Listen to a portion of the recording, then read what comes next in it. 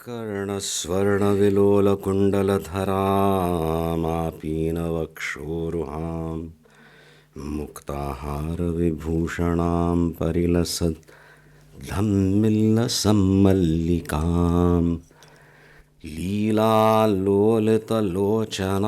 शशिमुखीम् आबद्धकाञ्चीसृजम् दिव्यन्तीं भुवनेश्वरीम् अनुदिनं वन्दामहे मातरम्। आनन्दाश्रमशिष्याग्र्यं स्वानन्दाम्बुधिमज्जितम् आनन्दाश्रमिणं वन्दे परिज्ञानाश्रमं गुरुम्। ॐ श्रीगुरुभ्यो नमः। श्रीभवानी शंकराय नमः। श्रीमात्रे नमः। महादेव महादेव शंभो। स्वाध्याय अंतर्गत श्री देवी अपराध क्षमापन स्तोत्रम, इसका हम चिंतन कर रहे थे। इस पे आचार्य कृति होने से जैसे बच्चों को सिखाया जाता है, वैसे यहाँ पे हमें मार्गदर्शन मिल रहा है। कुछ बातें समझ में आती हैं, कुछ भावनाएं जो इस स्तोत्र में व्यक्त की गई हैं वो हमारे हृदय में प्रतिस्पंदित होती हैं। ऐसी भावना तो मेरे में भी आती है, ऐसी ग्लानि तो मेरे में भी आती है। सही बात ना? अरे ये करना था या नहीं किया। किससे बोलोगे? अपने मित्र से। वो है कहाँ, वो तो मैं कर बैठा। नहीं पर और भी प्राणायाम समेत करना था, वो मैंने किया, वो मैंने भी नहीं किया। तो अभी दो रोने वाले लोग हो गए, तो तीन तो वहाँ पे और मिल जाएंगे। ऐसे बकरे सब रो रहे हैं, तो फिर परस्पर ये पीड़ा दुख व्यक्त करने से कुछ नहीं हो रहा है। यहाँ पे भगवती के सामने ही व्यक्त कर रहे हैं। तो कहीं ना गलती से तो भगवती के दर्शन हो नहीं। हम कुछ बोलते तो सुनते हैं, पता नहीं कितना प्रतिशत ग्रहण होता है, पर व्यक्ति जब अपने दुख को व्यक्त कर रहा है तो बस उसका संसार बस उसी में बहुत अच्छी तरह सुन रहा है। वो रीटरेटिंग, मुझे ऐसे हुआ, उसने ना मुझे ऐसे कहा, स्वामी जी मुझे इतना दुखा, मैंने कुछ नहीं किया, पर वो मुझे तो अनुभव करते करते और उसको दृढ़ कर रहा है। तब वो आदमी सचमुच श्रवण कर रहा है अपने दुख को। तो हम वो दुख व्यक्त कर रहे हैं मित्रों में नहीं, भगवती के सामने। तो कहीं ना कहीं देखेंगे भगवती सुन रही है नहीं, दर्शन हो गए, बैठ गया संबंध। अपनी भावनाओं को लेके एक सूक्ष्म चिंतन हो रहा है, वो संस्कार दृढ़ होके ये रोना धोना जो कम हो जाएगा। क्योंकि भगवती बता रही है ये तो तेरा भ्रम है, तू इससे उठ के आया है, मैं तुझे इसमें से निकाल सकती हूँ। वो भी सुनने की क्षमता आनी चाहिए। उस उद्देश्य से इस स्तोत्र का हम चिंतन करेंगे। कुछ अंश हमें समझ में आते हैं, कुछ लागू होते हैं, कुछ हमारी अभिलाषाएं हैं, संकल्प वगैरह हैं, वो भी यहाँ पे बताए गए हैं। अनंततो गत्वा वो संबंध इतना दृढ़ है कि उसको लेके ये जीव भाव में से शिव भाव में मेरा प्रवेश हो सकता है। समझ गए? ये यहाँ पे हमें ग्रहण करना है। Not that O Acharya also understands, yes he does, that is why he is the acharya, he can understand, but then he is not going to let you be wallow in that only. You have to come out of it. You are not that. ये बताना आचार्य का कार्य होता है, specially वेदांत के स्तर पे। भगवती की स्तुति के भजन में भी यही आता है। और फिर न इति करके जब हमें वो तीव्रता आती है, वो मांग आती है, कुछ अनुभव हुआ, क्या यही आत्मज्ञान है? कुछ श्रुति सुनाई दी, कुछ ध्वनि सुनाई दी, यही वो कुंडलिनी का जागरण है? ऐसे वो जब साधक पूछता है तो बड़े प्रेम से गुरु कहते हैं न अटकना नहीं, ये तो कुछ लक्षण है, आगे बढ़ो। जब हमारा प्रवेश होने लगता है, गति मिलती है, वस्तुतः भगवान और मेरे में संबंध क्या है वो उसको समझने की एक पिपासा, उसको मुमुक्षा कहते हैं, मोक्ष की इच्छा, वो उत्पन्न होती है। तब गुरु का कार्य बस इतना ही होता है, हम कहीं अटके नहीं। प्रेरित करना, घसीटना, आओ जाओ, ये सब हो गया, स्व प्रेरित होके कर रहे हैं। सही बात ना? उसको याद रख के इसका हम चिंतन करते हैं, और ये वो खिलेगा भी इस स्तोत्र में।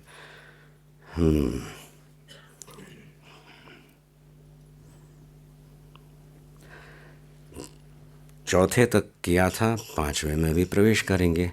परित्यक्त्वा देवान् विविध विध सेवा कुलतया मया पंचाशीतेः अधिकम अपि नीते तु वयसि इदानीं चेत् मातः तव यदि कृपा न अपि भविता निरालंबः लंबोदर जननी कहियामि शरणम। इस प्रकार की एक यहाँ पे व्यथा व्यक्त कर रहा है साधक। पृथ्व्याम तो हो चुका है, तो 3 ही हुए थे। जगन, तो चौथे पे जाएं। जगन मातः मातः तव चरण सेवा न रचिता नवा दत्तं देवी द्रविणमपि भूयः तव मया तथापि त्वं स्नेहं मयि निरुपमं यत् प्रकुरुषे कुपुत्रो जायेत क्वचिदपि कुमाता न भवति। तो यहाँ पे चौथे श्लोक में फिर से वही विलाप। हे जगन्मातः मातः, जगन्माता तुम हो। अभी कुछ अनुभव हो रहा है, सत्संग हुआ है, सेवा की है,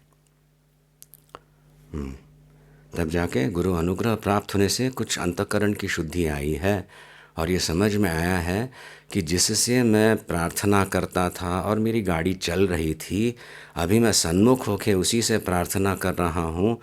तू कौन है, अपना स्वरूप बता। इस प्रकार की एक जिज्ञासा उठी है, जागृत हुई है, तब जाके ये संबोधन सिद्ध होता है। जगन्मातः, मेरे इष्ट देवता हैं, मेरी बात सुनते हैं। वो दूसरों को बताने की बात होती है और फिर जाके इष्ट देव तुम भी सुन लिया ना, ऐसे थोड़ा घटा देना करके, पर इष्ट देवता के प्रति वो प्रेम नहीं।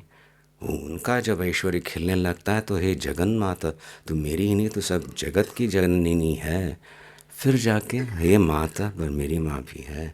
दोनों इसलिए आए यहाँ पे, पहले उसका अखंड स्वरूप का कुछ तो झलक मिले, तब जाके हे जगन्माता।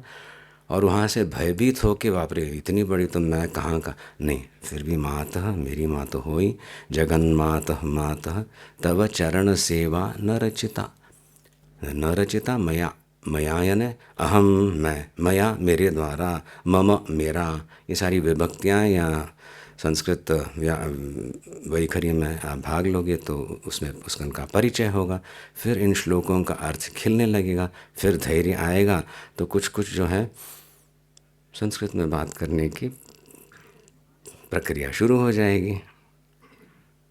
जगन्मातः मातः तव, तेरी चरण सेवा, आपकी चरण सेवा, मया न रचिता, मेरे द्वारा, मया यानी मेरे द्वारा, आचरित नहीं हुई है, न रचिता, रचना नहीं हुई, मेरे द्वारा तेरे चरण सेवा नहीं हुई, करनी चाहिए थी, पता नहीं एक उमंग में मैं भूल चुका, या तो फिर आलस्य, वो जो सारे कारण दिए हैं। फिर से कह रहे हैं यहाँ पे, आचार्य बता रहे हैं हमारी दृष्टि से, जगन्मातः मातः तव चरण सेवा न रचिता मया, न रचिता नवा दत्तं देवी द्रविणमपि भूयः तव मया, मया मेरे द्वारा, द्रविणमपि, द्रविण ने पैसा इत्यादि, मैंने पैसा बहुत कमाया, खूब खर्च भी कर रहा हूँ, पर तेरी सेवा में नहीं। द्रविणम भूयः, बहुत धन दे के अच्छे अच्छे कार्यक्रम, अच्छे अच्छे पूजाएँ हवन वगैरह अपने लिए, अपने कुटुंब के लिए, समाज के लिए बहुत कुछ कर सकता था, क्योंकि बहुत अनुग्रह था, द्रविण था, फिर भी मैंने दिया नहीं। नवा दत्तं देवी द्रविणमपि भूयः तव मया, तेरे लिए मैंने कोई कंजूसी की। भगवती है, उसको क्या देना, एक पेड़े से जब काम चल जाए तो 11 क्यों देने। इस प्रकार से कुछ एक युक्ति लगा के उसमें एक क्षुद्रता की, जहाँ की आवश्यकता नहीं थी, उसको कृपण कहते हैं, दरिद्री, यानी देने में भी दरिद्री। तो ऐसे व्यक्ति बस उसकी मुट्ठी खुले ही नहीं, तो ग्रहण करने में भी दरिद्री। भगवती देना चाहती है तो ये तो नहीं, इतना ही, क्योंकि हाथ बंद है। तो आप लोग जब साधना करते हो, आप में जो एक आंतरिक समृद्धि आएगी, उसको स्थिर करने के लिए आपको उसको व्यक्त करना पड़ेगा। सेवा में हो, जैसे अभी कल बताया था, संप्रदान सिखाने में हो, मुझे कुछ तो समझ में आता है, पर शायद आई फॉरगेट तो you start teaching, you remember, दूसरों को भी सिखाओगे और सहजता से होगा ये। इस प्रकार से यहाँ पे वो साधक अनुभव कर रहा है, जितना अपना सामर्थ्य था उसके अनुसार उसने सेवा नहीं की। तथापि त्वं स्नेहम, अब यहाँ पे वो एक कला आ रही है, मार्गदर्शन और वो अत्यंत रसमय ये स्तोत्र है, केवल एक विलाप नहीं है बताने का उद्देश्य। तथापि त्वं स्नेहम मयि निरुपमं यत् प्रकुरुषे कुपुत्रो जायेत क्वचिदपि कुमाता न भवति। ये कुपुत्रो जायेत क्वचिदपि कुमाता न भवति फिर से आ गया। ये अंतिम पंक्ति यहाँ पे पहले भी आए हैं ना, कहीं याद है द्वितीय श्लोक में कुपुत्रो जायेत, वहाँ पे विधिरज्ञानेन, उतना पैसा नहीं था, विधान का मुझे ज्ञान नहीं था, किसी ने कुछ कहा कर बैठा। अब सुनते हैं कि वैसे नहीं करना चाहिए, ऐसे करना था, अब क्या करूं, अज्ञान था विधि का। विधिरज्ञानेन द्रविण, उतना पैसा नहीं था, अरे बाप रे घर संभालना है, सचमुच इतना मैं खर्च नहीं कर सकता, ऐसी मेरी दशा थी। द्रविण विरहेण व अलसत, या तो फिर आलस्य के कारण, वो तो मुख्य कारण रहता है प्रायः, उसके कारण जो करना था मैंने नहीं किया, आपकी सेवा नहीं की, है ना। द्वितीय पंक्ति में यही है, तदेतत् क्षंतव्यम, और वो सारा जो है विधि अशक्यत्वात्, उस प्रकार का तप करना, उतने दिनों के लिए कुछ संयम रखना वगैरह मेरे से नहीं होने वाला था, इसलिए मैंने नहीं किया। जो कारण हो, जिस कारण से भी मैंने तुम्हारी जितनी सेवा करनी चाहिए थी, कर सकता था, नहीं किया, उसी उसके लिए क्षंतव्यो हम, मुझे क्षमा करना चाहिए। किसने? तूने ही मुझे क्षमा करना चाहिए। क्यों? क्योंकि कुपुत्रो जायेत क्वचिदपि कुमाता न भवति, वहाँ पे ये युक्ति लगाई, गलती हो तो भी माँ तो है जो क्षमा करेगी। उसके बाद द्वितीय बार जो आए तीसरे पंक्ति में क्या हो रहा है, पृथिव्याम, अभी जरा दृष्टि बढ़ रही है, मैं सोचना जरा कम हो रहा है। अरे बाप रे, दूसरे कर रहे हैं, स्तोत्रों का पाठ कर रहे हैं, ध्यान में बैठते हैं, कम से कम बैठते तो हैं जप में वगैरह, और मैं तो वहाँ पे मेरा पीछे पड़ गया। तो यहाँ पे क्या हो रहा है, कंपैरिजन हो रहा है ना, मेरी अपेक्षा बहुत साधक अच्छी तरह से कर रहे हैं, तो एक जलन सी भी हो सकती है, उसका भी यहाँ पे उन्मूलन हो रहा है, उसको सबसे घातक है जलन। इसीलिए साधकों के बीच में वहाँ से एक प्रेम से व्यवहार करें, अरे वो इतना कर सकता है, मुझे प्रोत्साहन मिल गया, मैं भी करूँगा, मैं भी करूँगी, ऐसे करके बढ़ना रहता है। तो यहाँ पे वो कंपैरिजन हो रहा है, और लोग ये साधक कहता है इस पृथ्वी पे आपके बहुत अलग दूसरे भी पुत्र हैं, मैं केवल मैं ही नहीं, और वो खूब साधना भी कर लें, और बिल्कुल स्वच्छता से, उन्होंने जो एक सहजता है उनकी सेवा में और संबंध में, मेरे में तो नहीं है, अभी तक बहुत कपट है, डर है, भय है, संकोच है, कंपैरिजन हो रहा है। फिर भी कहते हैं कुपुत्रो जायेत क्वचिदपि कुमाता न भवति, और इन कारणों से मुझे तुम मेरा त्याग कर रही हो, ये तो बिल्कुल अवांछनीय है। मेरी मदद करना तुम्हारा कर्तव्य है, क्योंकि तुम माँ हो, और कुपुत्र भले हो, कुमाता तो कभी नहीं होती। द्वितीय बार जब कुपुत्रो जायेत क्वचिदपि कुमाता न भवति, ऐसे ही क्या, पहले तो मैं नहीं कर सकता था, द्वितीय में अनुभव हो रहा है भगवती अभी तक निग्रह कर रही है, जरा दूर रख रही है, वो सहन नहीं होता वो पीड़ा। और ये तो बिल्कुल ही नहीं, क्योंकि मैं कितना भी करूँ वो तो अपूर्त ही रहेगा। हमारी तपस्या से थोड़ी भगवान प्रकट होते हैं, हम अपनी आर्द्रता, एक विनम्रता पूर्वक प्रार्थना करते हैं, तब जाके अनुग्रह रूप से हमें भगवत प्राप्ति होती है। इसीलिए वो भी कह रहा है वो अनुग्रह की आवश्यकता, और वो कुछ उसमें न्यूनता दिख रही है, मेरी कमियों के कारण तुम मुझे दूर रख रहे हो, ये तो साध्य नहीं, ये बिल्कुल ही अस्वीकार्य है, दिस इज नॉट एक्सेप्टेबल। क्या देखो, हाँ क्यों, कुपुत्रो जाए तो क्वचिदपि कुमाता न भवति, पर यहाँ पे भगवती से ये संवाद से बढ़ के अभी विवाद हो रहा है, मैं भले करूँ न करूँ, तुम्हें तो करना ही है, क्यों, क्योंकि तुम माँ हो। बाप रे, अभी तीसरी बार जब यहाँ पे कुपुत्रो जाए तो ये तो अलग ही स्तर पे है। साधक कह रहा है फिर से वही बात की कि ये तो मैं नहीं कर पाया, विधि पूर्वक मैंने नहीं कर पाया, शायद जितना उसमें खर्चा, समय हो, पैसा हो, करना चाहिए था, वो मैंने नहीं किया। इस स्तर पे साधक अनुभव कर रहा है, ये सारा होते हुए भी मदी मेरे पे जो ये एक निरुपम तुम प्रेम कर रही हो, अनुग्रह कर रही हो, ये तो बड़े आश्चर्य की बात है। अनहर हूँ, मेरे में वो अधिकार नहीं है, योग्यता नहीं है, फिर भी मुझ पे तुम अनुग्रह कर रही हो, इसमें भी कौन सा आश्चर्य, क्योंकि कुपुत्रो जायेत क्वचिदपि कुमाता न भवति। भले मैंने अपना I have not come up to the mark, फिर भी तुम मुझ पे इतना अनुग्रह कर रही हो, तो इसमें भी कौन सी विडंबना सी है। इसमें क्यों विस्मय होना, माँ तो कभी कुमाता होती ही नहीं है और मुझे प्रत्यक्ष आपका अनुग्रह का, वात्सल्य का अनुभव हो रहा है बिना अधिकार होते हुए भी। नाउ दैट सेम कुपुत्रो जायेत क्वचिदपि कुमाता न भवति, 3 अलग अलग स्तरों पे उसका चिंतन करना चाहिए। यही तो रसता है इन स्तोत्रों की।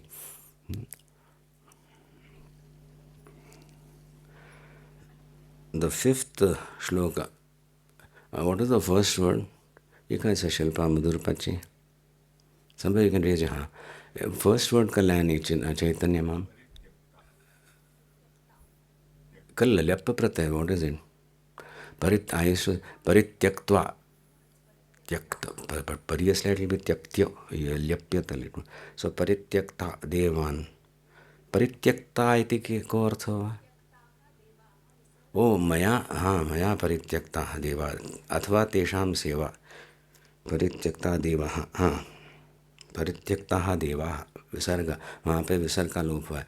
परित्यक्ता देवा, देवा है, अन्य देवताएं हैं, रहते हैं ना यहाँ पे, पता नहीं वहाँ पे मांडावली देव कहते हैं। घरों में जो रहता है एक छोटे डिब्बे में, या उसमें शिवलिंग रहेगा, शालिग्राम होगा, कुछ यंत्र हो सकता है और कुछ है, तो उस प्रकार से परंपरागत कुल परंपरा के अनुसार उसकी पूजा हुआ करती थी।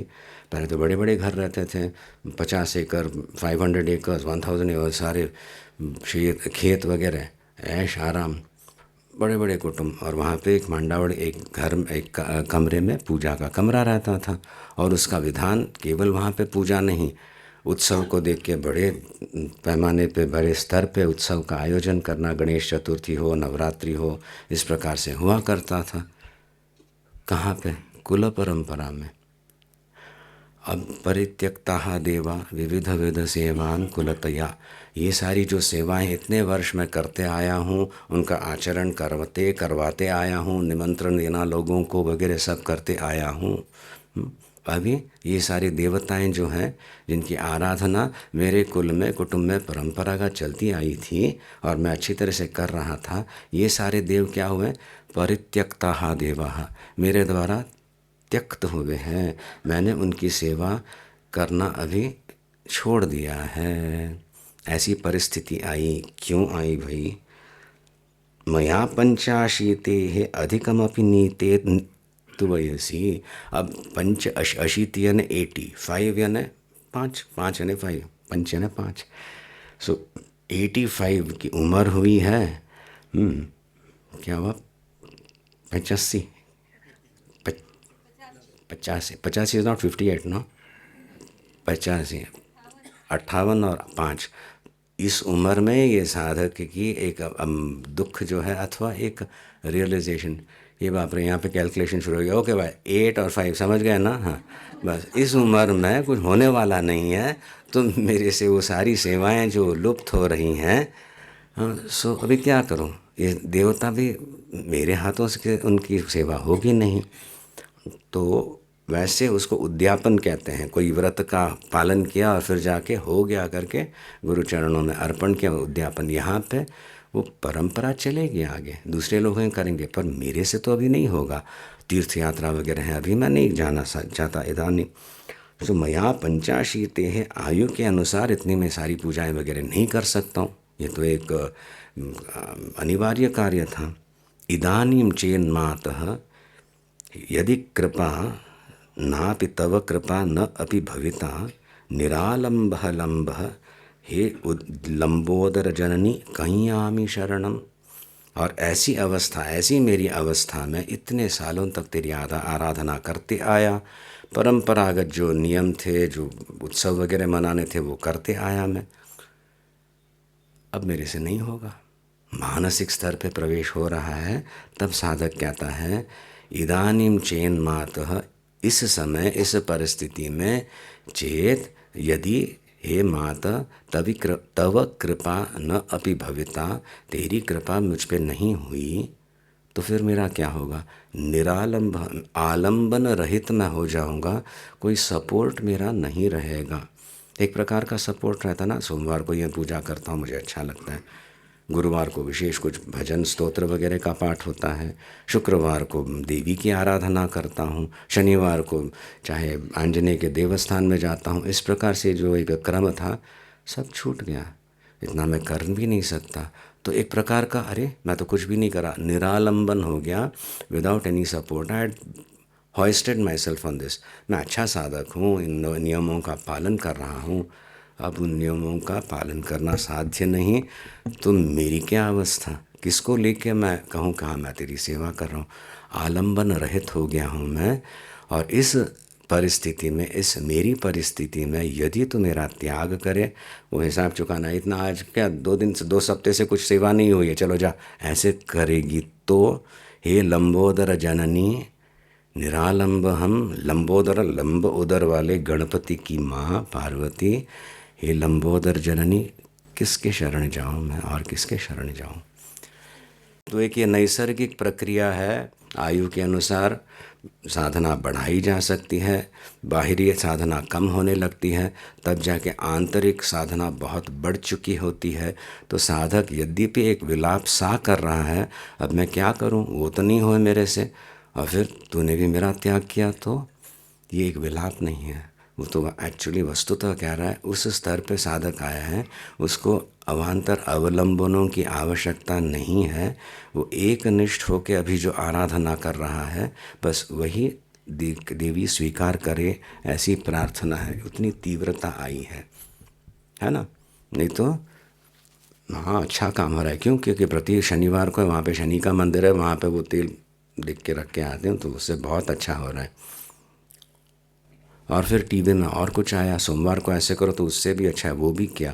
तो सारा सप्ताह जो है ऐसे भर गया, यहाँ तक आया। और उसमें से एक दिन एक कुछ छूटा तो हे भगवान, वो देवताएं जो वो शायद मुझे गुस्सा नहीं करे मेरे पे। तो इस प्रकार का भयभीत होकर उपासना, उसको उपासना नहीं कहते, टोटकाबाजी है। उससे तो परे उठ चुका है साधक, और अपना कर्तव्य करके बड़े प्रेम से साधना, वो उपासना क्या कर्मकांड किया करता था, अभी वो भी छूट रहा है। तो वो सचमुच संकेत कर रहा है, लंबोदर जननी गणपति नमः। गणपति की तुम माँ हो, तो मेरी आंतरिक यात्रा अभी शुरू होने वाली है। इसीलिए मैं और किसी आलंबन का, सपोर्ट का मैं आधार नहीं लेने वाला हूँ। एक निष्ठ होके बस तेरा ध्यान करूँगा, तेरी स्तुति करूँगा। मेरी अभिव्यक्ति में बस तेरे प्रति में मेरी जो निष्ठा प्रेम है वही व्यक्त हो, बस यही मेरा कर्म है। कर्म में भी ऐसा एक परिष्कार आ रहा है, सपोर्ट के लिए इस देवता को प्रसन्न, इस देवता नहीं तो वो गुस्सा करे, इस प्रकार की भावना मेरे में छूट गई है। क्योंकि ये जगत का अधिष्ठान जो है उसको मैं पुकार रहा हूँ, ये सारे देवताएं जो हैं उससे संतुष्ट होंगे यदि मैं अपनी एक निष्ठा रख पाऊँ। सो इसीलिए मैं आलंबन का त्याग कर रहा हूँ और केवल तेरे चरणों में अपना मन लगाए बैठा हूँ। तब जाके लंबोदर जननी मेरे सुषुम्ना नाड़ी में, मूलाधार में, वहाँ पे गणपति बैठे हैं, वहाँ पे बस वो स्पंदन शुरू हो जाए और मेरी आंतरिक यात्रा जो है वो प्रारंभ हो, ऐसी प्रार्थना वस्तुतः साधक कर रहा है।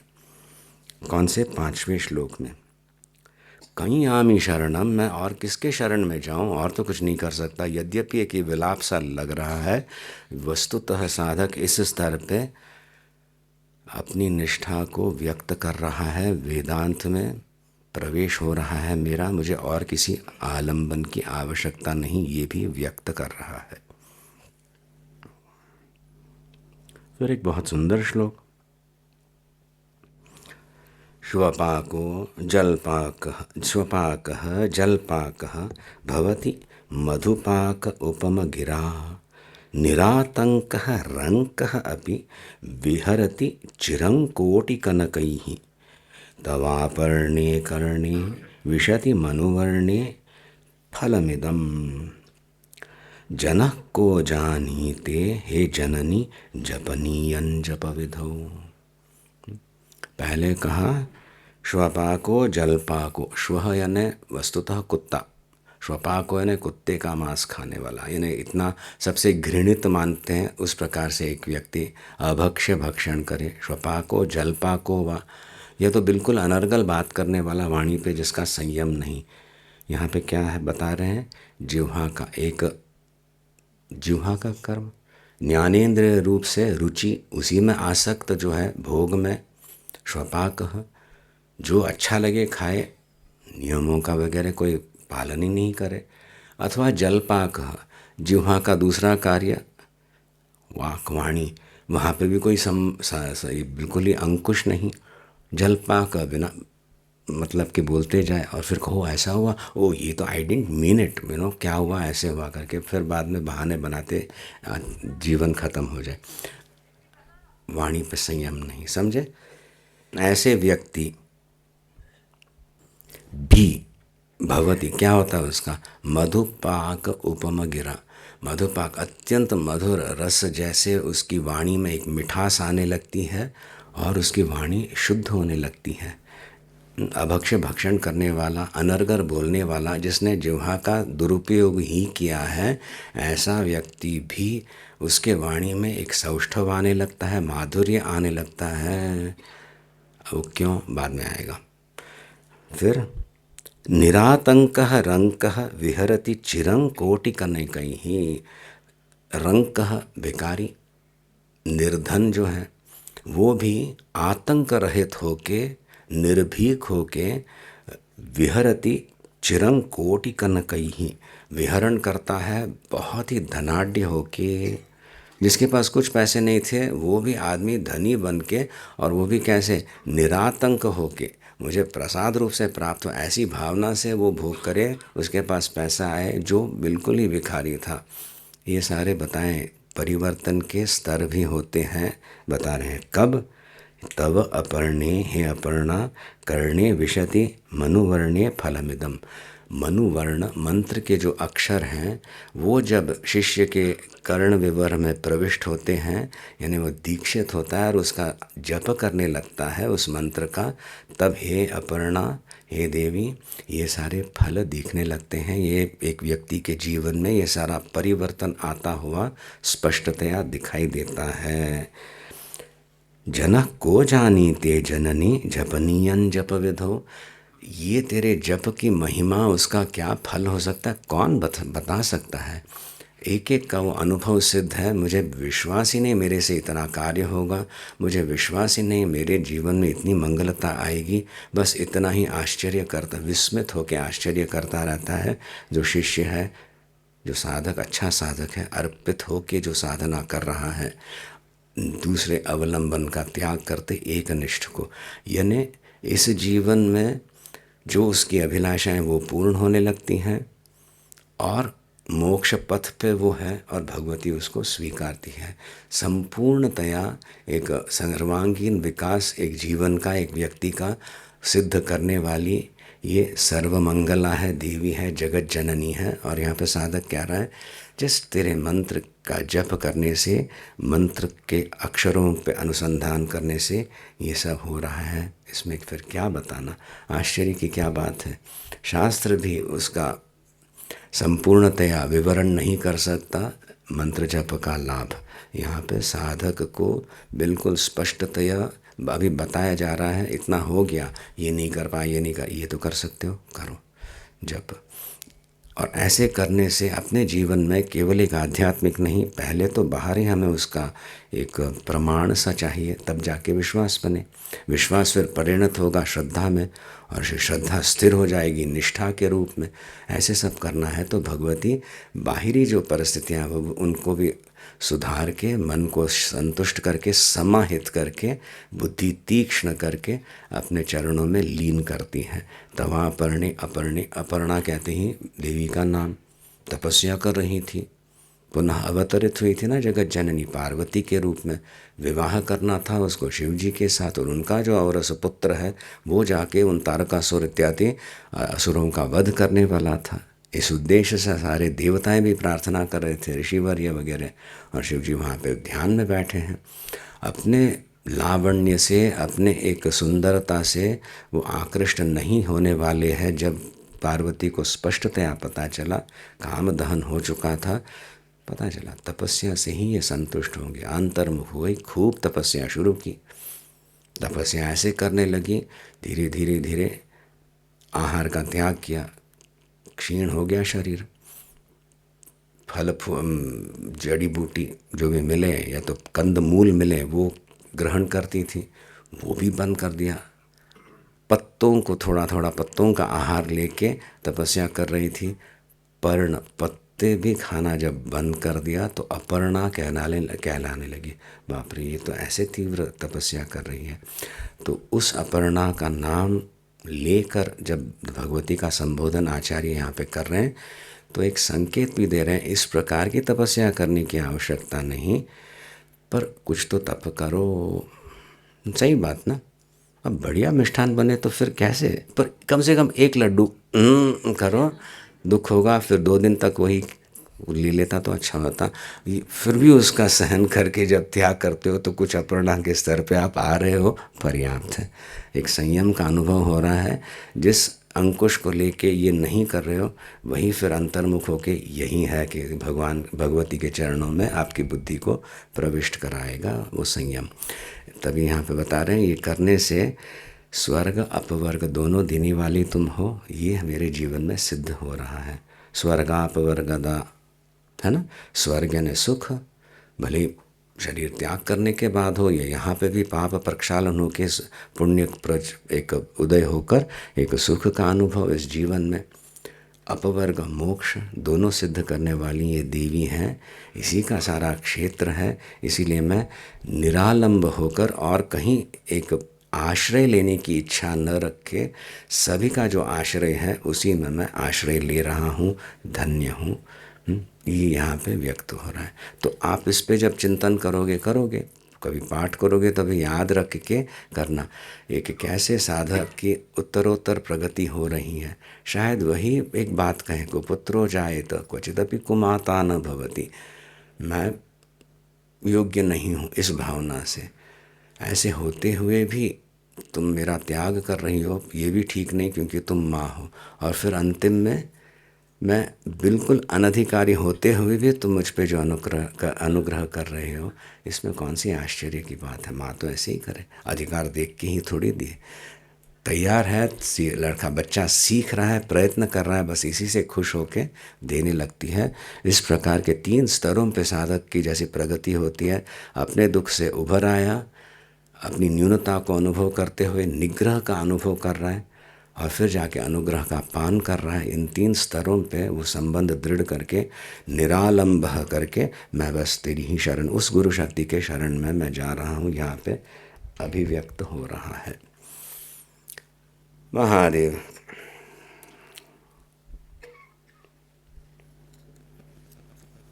आणि एक करूया मैं,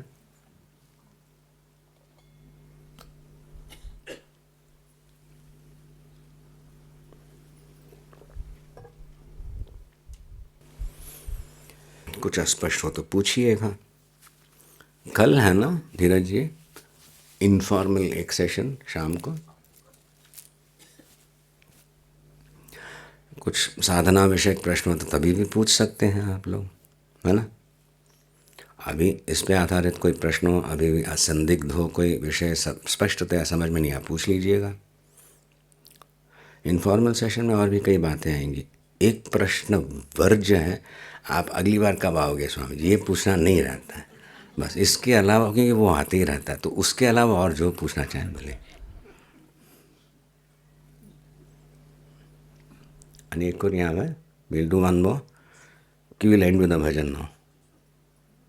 धर्म प्रचारक बोलिए, बोलिए।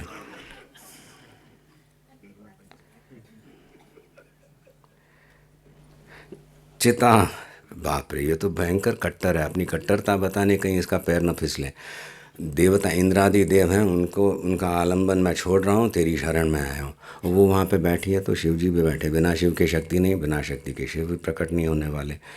पर यहाँ पे अपनी भक्ति निष्ठा, एक निष्ठा बताने के लिए शुरू कर दिया इसने। चिताभस्मालेप गरलमशनम दिक्पटधरः जटाधारी कंठे भुजगपतिहारी पशुपति कपाली भूतेशः भजति जगदीशैकपदवीं भये भवानी त्वत्पाणिग्रहण परिपाटि फलमिदं किल। जटा चिताभस्मालेपः, चिताभस्म स्मशान में विहरण कर नृत्य करने वाला यह भोलेनाथ है, और उसका भस्म धारण करे वो भी चिता भस्म, जो चिताएं जल रही हैं वहाँ पे गरम गरम भस्म बांस ले लिया और धारण कर लिया। रोबस्ट, बाप रे क्या वीर्यवत कार्य वहाँ पे।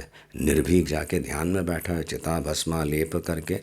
गरल मशनम, गरल अमृत पान करते हैं देवता लोग, विलक्षण। हम भी चढ़ाते हैं, 56 भोग चढ़ाते हैं, और ये क्या ग्रहण करते हैं शिव जी?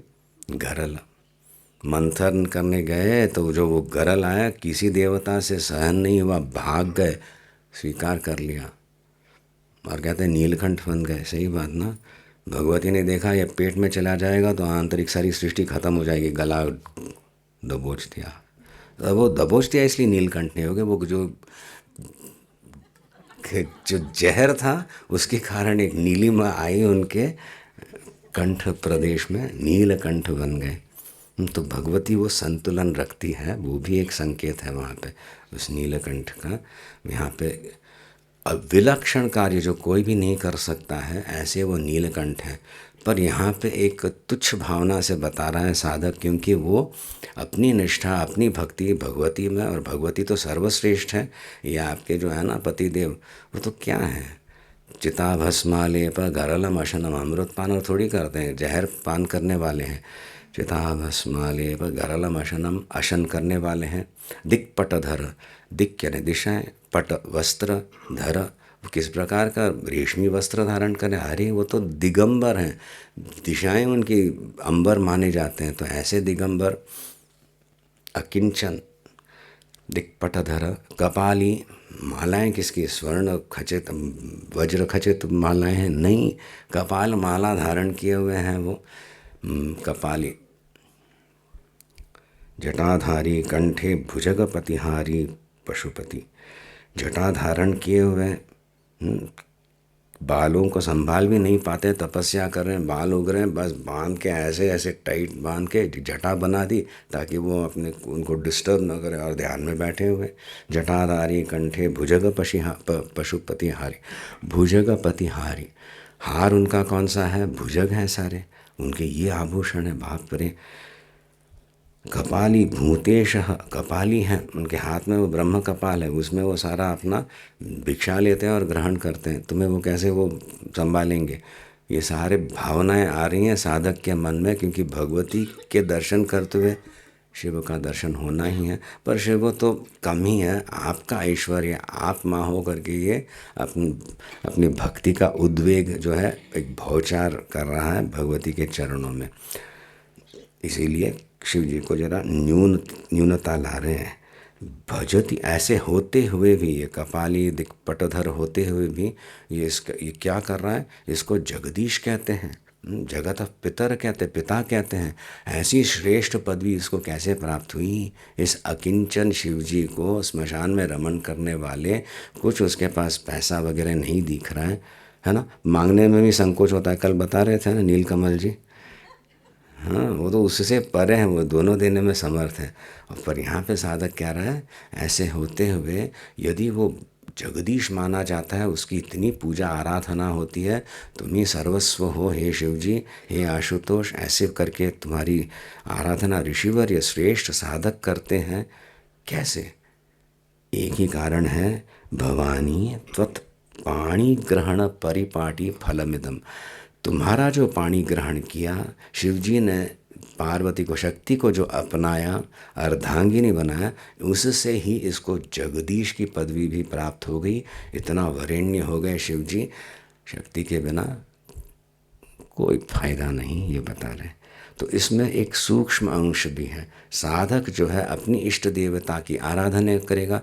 शिव जी की आराधना कर रहा है तो देवी तो ठीक है, विष्णु तो ठीक है, इस प्रकार के बता। विष्णु की आराधना करते हैं, हमारा शास्त्र ही देती है कि ऐसे अपनी निष्ठा बनाओ अपने इष्ट देव में, कि सारे दूसरे महान देव भी एक सेकेंडरी पोजीशन में आए, और किसी से बिना डरे उनकी अच्छी तरह से सेवा भले ही करो, एक निष्ठा रखना।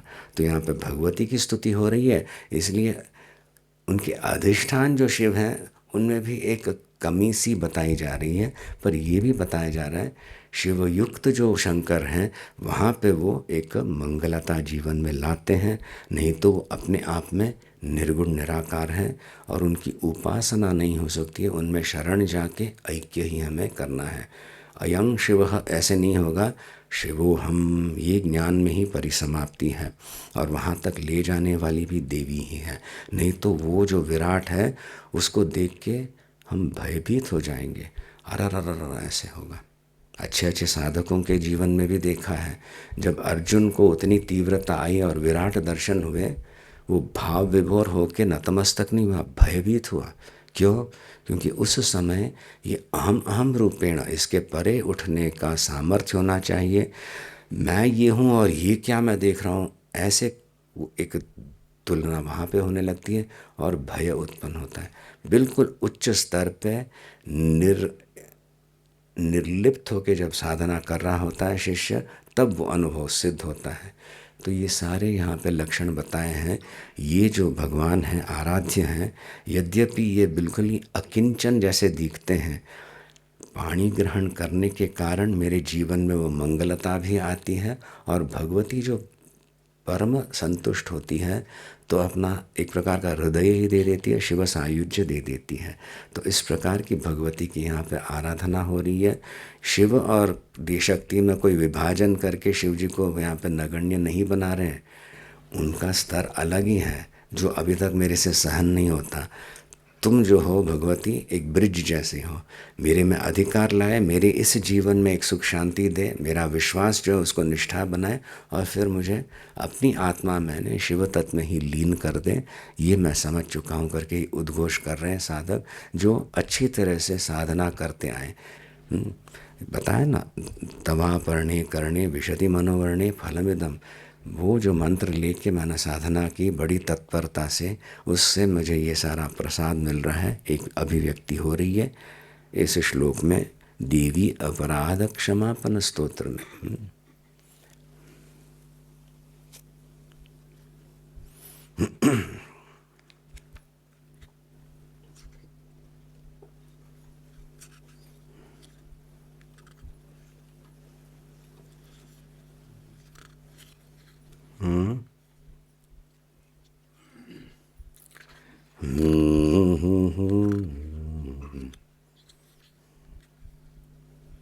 कुछ को यहाँ जी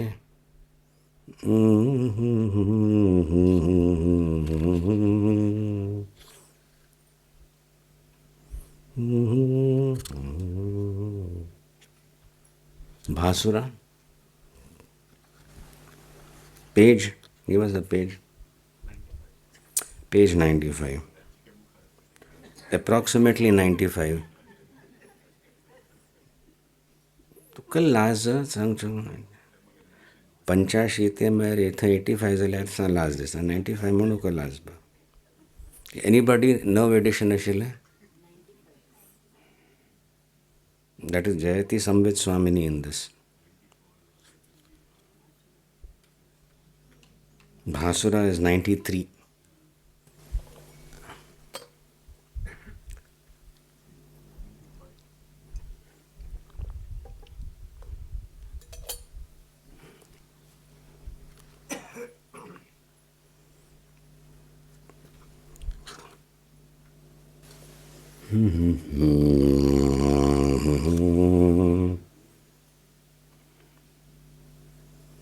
ये तृतीय संस्करण है 2025 का, उसमें 93 पेज पे है, आसपास कहीं रहेगा द्वितीय संस्करण हो तो।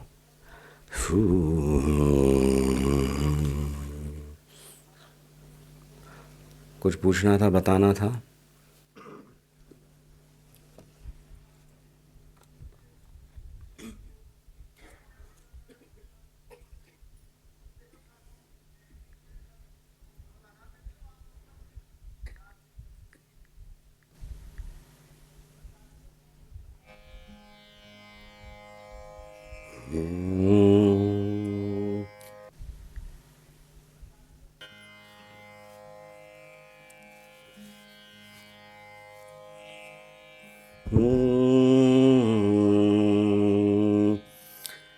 Ha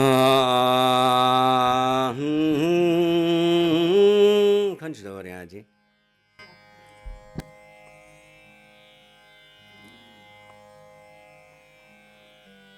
F sharp, F और there's a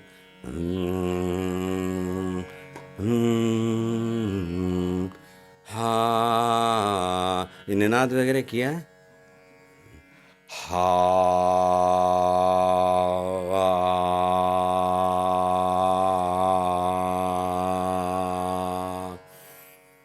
फिर शुरू करते समय नहीं करना है। हा,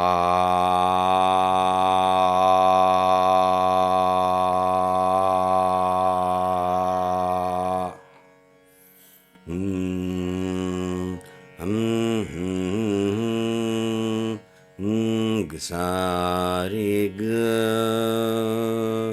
हा,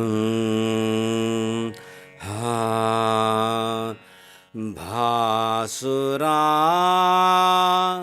श्री भवानी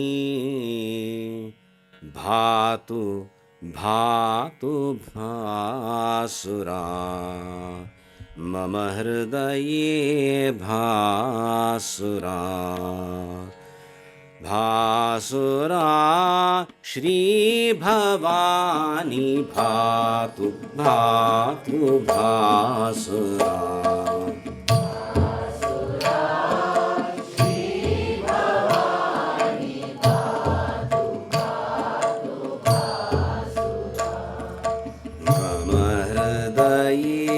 भासुरा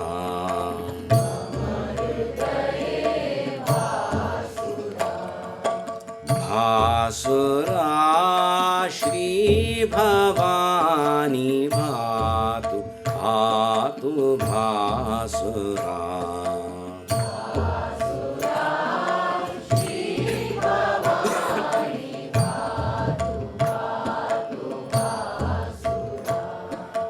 मम हृदये भासुरा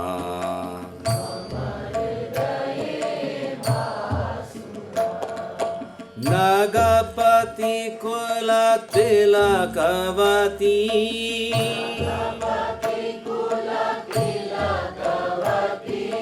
नगपति कुल तिलकवती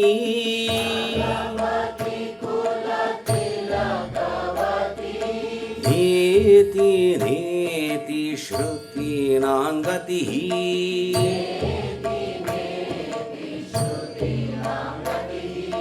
नेति नेति श्रुतीनांगतिः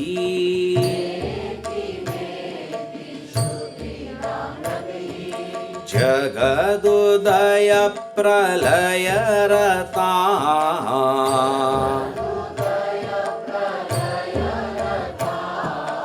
जगदुदय प्रलय रता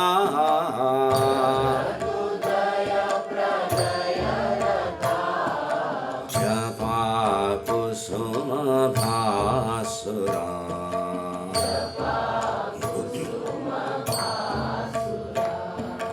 जपा कुसुम भासुरा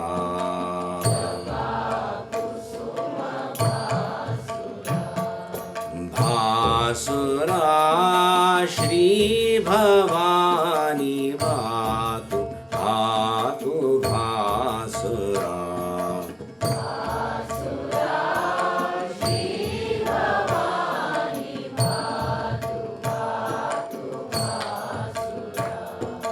मम हृदये भासुरा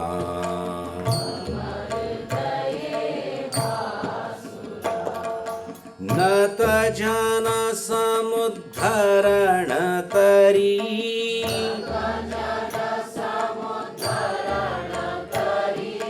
नत जन समुद्धरण तरी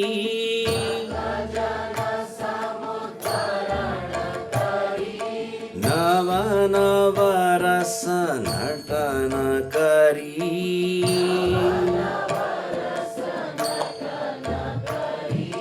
नव नव रस नटन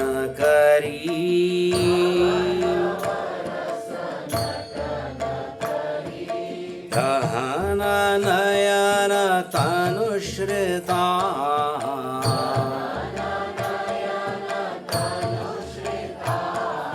गहन नयन तनुश्रिता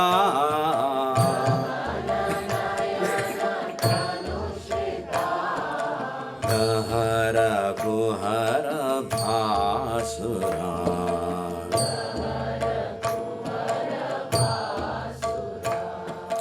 दहर कुहर भासुरा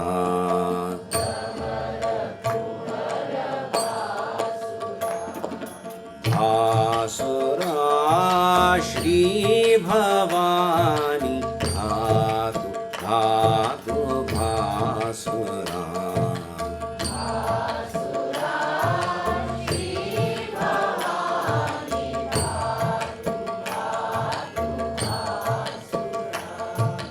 मम हृदये भासुरा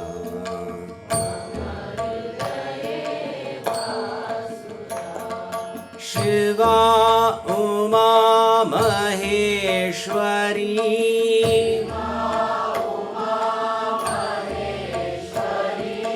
शिवा उमा महेश्वरी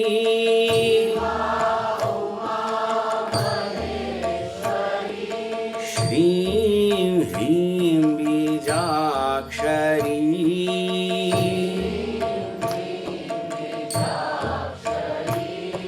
श्रीं ह्रीं बीजाक्षरी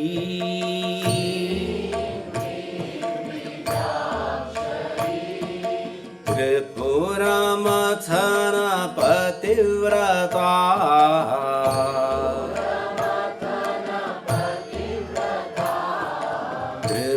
त्रिपुरमथन पतिव्रता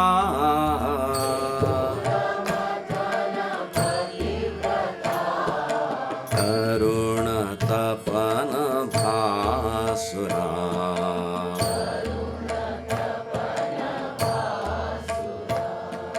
तरुण तपन भासुरा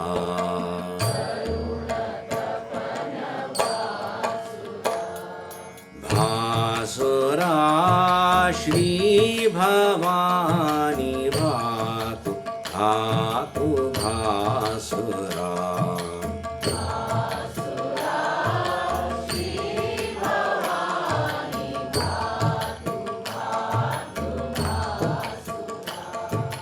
मम हृदये भासुरा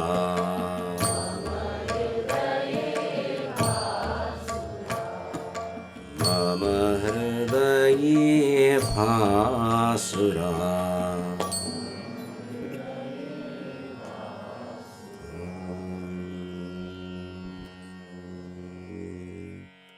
श्री सिद्धिनाथ करुणाकर शंभुनाथ श्री शंभुनाथ करुणाकर सिद्धिनाथ सर्वापराधमलिनेऽपि मयि प्रसन्नं चेतः कुरुष्व शरणं मम नान्यदस्ति प्रसन्नं चेतः कुरुष्व शरणं मम नान्यदस्ति शरणं मम नान्यदस्ति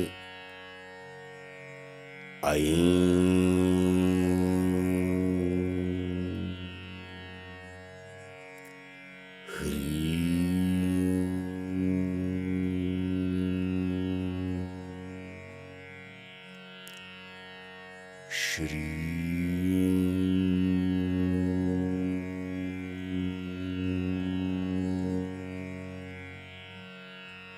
गुरुभ्यो नमः।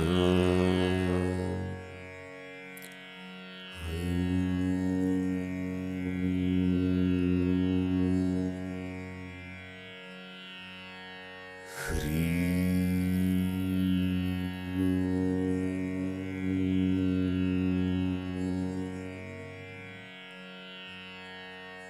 श्री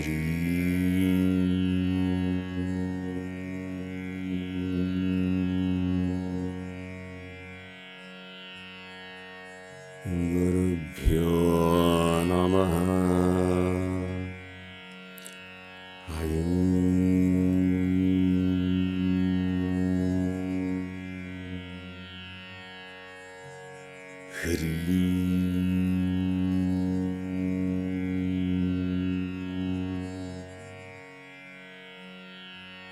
श्री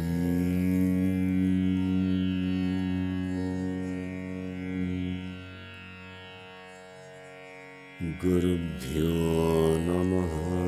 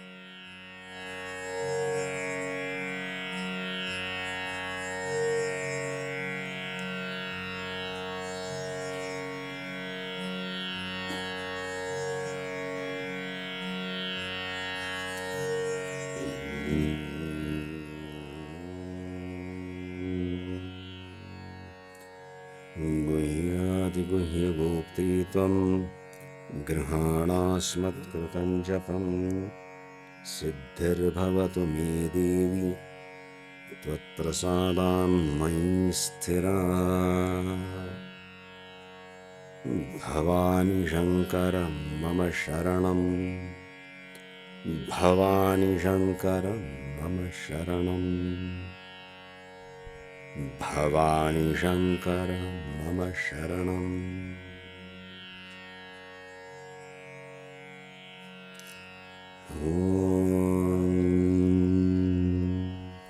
नन्दन्तु साधकाः सर्वे, विनश्यन्तु विदूषकाः। अवस्थाशाम्भवी मेस्तु, प्रसन्नोऽस्तु कुरु सदा। सर्वे भवन्तु सुखिनः, सर्वे सन्तु निरामयाः, सर्वे भद्राणि पश्यन्तु, मा कश्चित् दुःखमाप्नुयात्। ॐ शान्ति शान्ति शान्तिः। ॐ नमः पार्वतीपतये, हर हर महादेव।